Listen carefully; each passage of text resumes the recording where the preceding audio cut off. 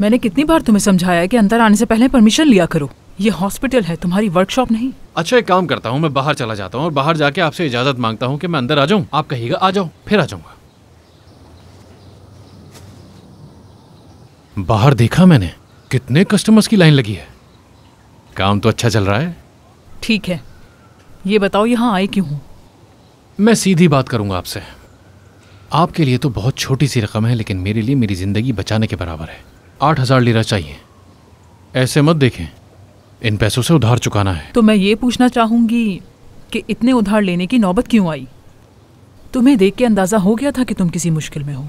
पैसों का मसला नहीं है, वो मिल जाएंगे, लेकिन अभी मुझे तुम्हारी जरूरत पड़ी है एक काम में। गाना बजाना है तो ठीक है, मैं आ जाया करूंगा। और अच्छा, इसी तरह यहाँ के कस्टमर्स भी मजीद बढ़ जाएंगे।